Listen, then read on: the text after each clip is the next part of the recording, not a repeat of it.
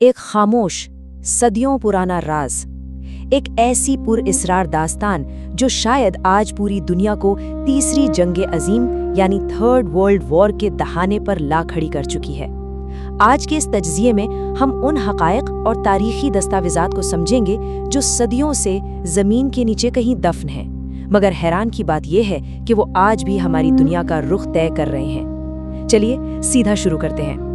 آخر مسجد اقصیٰ کے ٹھیک نیچے اتنی گہری سرنگیں کیوں کھودی جا رہی ہیں؟ ذرا سوچئے، وہاں مقصد صرف کسی پرانی عمارت کے خنڈر ڈھونڈنا نہیں ہے۔ اس بے تحاشا کھدائی کے پیچھے ایک ایسی قدیم اور انتہائی طاقتور چیز کو حاصل کرنے کا جنون چھپا ہے جس کے ہاتھ آتے ہی مکمل عالمی حکومت یعنی گلوبل ڈومینیشن کا خواب پورا کیا جا سکے۔ زمین کا ایک چھوٹا سا ٹکڑا، مگر اس پر دو انتہائی گہرے اور مختلف عقیدے آپس میں ٹکراتے ہیں۔ ایک طرف وہ نظریہ ہے جو اس جگہ کو ہیکل سلیمانی یا فرسٹ ٹیمپل کے طور پر دیکھتا ہے، جس سے واپس پانا ان کے نزدیک عالمی غلبے کا راستہ ہے، اور ٹھیک دوسری طرف دنیا بھر کے 2 ارب مسلمانوں کا اٹوٹ عقیدہ ہے جن کے لیے یہ قبلہ اول ہے، وہ مقدس ترین مقام جہاں ان کے نبی نے انبیاء کی امامت کی تھی۔ زمین ایک ہی ہے مگر اس پر دعوے بالکل آمنے سامنے ہیں۔ تو آخر وہ عظیم خزانہ کیا ہے جس کے لیے یہ ساری کشمکش ہو رہی ہے؟ وہ ہے تابوت سکینہ، ایک انتہائی مقدس صدیوں پرانا صندوق جس سے دنیا پر مکمل فتح کی چابی اور ایک نورانی الہی طاقت کا مرکز مانا جاتا ہے۔ تاریخ بتاتی ہے کہ جس کے پاس یہ صندوق ہوگا اس کی طاقت کو پوری دنیا میں کوئی روک نہیں پائے گا۔ اس صندوق کے اندر موجود معجزاتی چیزیں انسانی عقل کو پوری طرح دنگ کر دیتی ہیں۔ کہا جاتا ہے کہ اس میں حضرت موسیٰ علیہ السلام کا وہ عظیم عصا یعنی وہ لاٹھی موجود تھی جس نے دریائے نیل کا سینہ چیر کر اس کے 2 ٹکڑے کر دیے تھے۔ اس کے علاوہ اس میں حضرت ہارون علیہ السلام کی مقدس نشانیاں تھیں اور ایک ایسی روحانی نورانی طاقت تھی جو میدان جنگ میں دشمنوں کے دلوں میں دہشت بٹھا دیتی تھی، ایک ایسی ایبسولوٹ پاور جس کا کوئی مقابلہ نہیں۔ تو آئیے تاریخ میں تھوڑا پیچھے چلتے ہیں، حضرت سلیمان علیہ السلام کی عظیم سلطنت کی طرف۔ ان کی ایک بڑی مشہور اور عظیم دعا تھی، یا اللہ مجھے ایسی سلطنت عطا کر جو میرے بعد کسی کے پاس نہ ہو۔ اب دیکھیے، یہ دعا کسی دنیاوی لالچ یا ہوس کا نتیجہ نہیں تھی، بالکل نہیں۔ یہ دراصل حق اور باطل کے درمیان ایک ایسی مضبوط دیوار کھڑی کرنے کی کوشش تھی جس کی مثال تاریخ میں پھر کبھی نہ ملے، تاکہ خدا کی عظیم طاقت اس پوری کائنات پر آشکار ہو جائے۔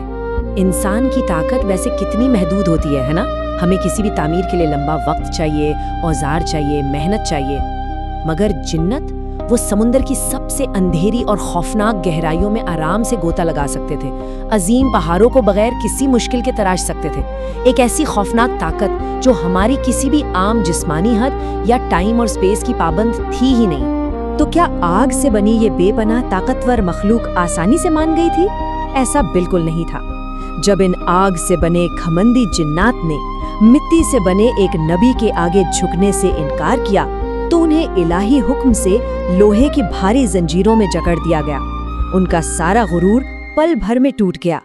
وہ مخلوق جو صدیوں سے انسانوں کو ڈراتی آئی تھی اب خود ایک نبی کے دبدبے سے تھر تھر کانپنے لگی تھی۔ اور یہیں سے شروع ہوتا ہے ایک بالکل نیا باب، جنات اور اس مقدس تعمیر کا سلسلہ۔ اب ان سرکش اور عظیم جنات کو تاریخ کے سب سے مقدس اور حیرت انگیز پروجیکٹ پر لگا دیا گیا تھا۔ ذرا منظر تصور کیجئے، جنات نے بڑے بڑے پتھروں کو کچھ اس طرح جوڑا کہ ان کے بیچ ایک بال کے برابر بھی جگہ نہیں بچی تھی۔ دیواریں خالص سونے، چاندی اور آنکھوں کو چندھیا دینے والے جواہرات سے جڑ دی گئیں۔ سمندر کی تہ سے نکالے گئے نایاب موتی استعمال ہوئے۔ جو بھی باہر سے دیکھتا اسے لگتا کہ یہ کوئی جادو ہے، لیکن دراصل یہ ایک ایسا روحانی مرکز تھا جو صرف اور صرف ایک رب کی عبادت کے لیے بنایا جا رہا تھا۔ اس دور کا مکمل عروج تب ثابت ہوا جب یمن کی ملکہ سبا یعنی کوئین آف شیبا کا بھاری بھرکم تخت سینکڑوں میل دور سے پلک جھپکتے ہی دربار میں حاضر کر دیا گیا۔ اور اس میں سب سے دلچسپ بات کیا تھی؟ یہ کسی جن کی جسمانی طاقت کا کمال نہیں تھا، بلکہ یہ ایک انسان کے علم اور الہی طاقت کا معجزہ تھا۔ یہ اس بات کا کھلا ثبوت تھا کہ سچی طاقت آگ یا پہاڑ توڑنے میں نہیں بلکہ سچے علم میں ہوتی ہے۔ لیکن ہر عروج کے بعد ایک آخری وقت آتا ہے، ایک انتہائی حیران انگیز وفات۔ یہ آخری راز پوری تاریخ کا سب سے زیادہ حیرت انگیز واقعہ ہے۔ حضرت سلیمان علیہ السلام اس عظیم تعمیر کی نگرانی کر رہے تھے اور اپنی لکڑی کی لاٹھی کے سہارے کھڑے تھے۔ تبھی ملک الموت یعنی موت کے فرشتے نے بالکل خاموشی سے ان کی روح قبض کر لی، مگر عظیم بادشاہ زمین پر نہیں گرے، وہ ویسے ہی کھڑے رہے۔ خوف زدہ جنات انہیں زندہ اور نگہبان سمجھ کر سالوں تک وہ بھاری پتھر ڈھوتے رہے۔ پھر الہی حکم سے ایک دیمک نے اس لاٹھی کو اندر ہی اندر کھوکھلا کرنا شروع کیا۔ ایک دن لاٹھی ٹوٹی، بادشاہ کا جسم مبارک زمین پر گرا اور تب جا کر آخرکار سچائی سامنے آئی۔ جب نبی کا جسم مٹی پر گرا تو جنات کے ہوش اڑ گئے۔ ان پر ایک جھٹکے میں یہ عظیم حقیقت کھلی کہ انہیں غیب کا یعنی انسین کا کوئی علم نہیں ہے۔ اگر انہیں سچ میں غیب کا تھوڑا سا بھی علم ہوتا تو وہ سالوں تک اس مسلسل خوف اور عذاب میں تعمیر کا کام نہ کرتے رہتے۔ اس واقعے نے ہمیشہ کے لیے یہ ثابت کر دیا کہ ایبسولوٹ طاقت اور مکمل علم صرف اور صرف آسمان اور زمین کے اکیلے مالک کے پاس ہے۔ اس قدیم واقعے کا ہماری آج کی دنیا سے آخر کیا تعلق ہے؟ آج کی جنگ اور اس کا سبق۔ ایک وقت آیا جب بنی اسرائیل نے اتنی عظیم میراث پانے کے بعد کھلی نافرمانیاں شروع کر دیں، اس مقدس زمین کی حرمت کو بری طرح پامال کیا۔ اس کے نتیجے میں ایک انتہائی ظالم اور جابر بادشاہ بخت نصر یعنی نیبوکڈنیزر کو ان پر مسلط کیا گیا۔ اس نے اس عظیم ہیکل کو جلا کر پوری طرح راکھ کے ڈھیر میں تبدیل کر دیا۔ اور دیکھیے، اسی بھیانک تباہی کے دوران وہ بے پناہ طاقتور تابوت سکینہ تاریخ کی راکھ میں ہمیشہ کے لیے کھو گیا۔ یہ الہی انصاف کا ایک بے حد خوفناک منظر تھا۔ قرآن کہتا ہے، اے داؤد کی اولاد، شکر گزاری کے ساتھ کام کرو، اور میرے بندوں میں شکر گزار تھوڑے ہی ہیں۔ اس ساری تباہی اور اس سے پہلے آئے اتنے بڑے عروج کے پیچھے ایک بہت گہرا سبق چھپا ہے۔ سچی بادشاہی اور سچی طاقت کبھی تکبر یا ایرگنس کے لیے نہیں ملتی، وہ ملتی ہے بندگی اور شکر گزاری کے لیے۔ ہم سب اس عظیم داستان سے کیا سیکھ سکتے ہیں؟ ہمیں اپنی زندگی میں ان ان گنت نعمتوں پر غور کرنا چاہیے جو بغیر مانگے ہمیں عطا کی گئی ہیں۔ ایمان کی دولت اور روحانی ہدایت کی قدر کرنی چاہیے، اور سب سے اہم بات، اس الہی وعدے کو پوری طرح سمجھنا چاہیے کہ شکر ادا کرنے سے نعمتوں میں ہمیشہ اضافہ ہوتا ہے۔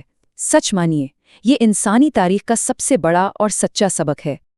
اور اب آخر میں ہمارا تجزیہ اس بے حد عظیم سوال پر آ کر رکتا ہے، کیا تابوت سکینہ کبھی واپس مل پائے گا، یا پھر یہ راز ہمیشہ کے لیے پردہ غیب میں ہی چھپا رہے گا؟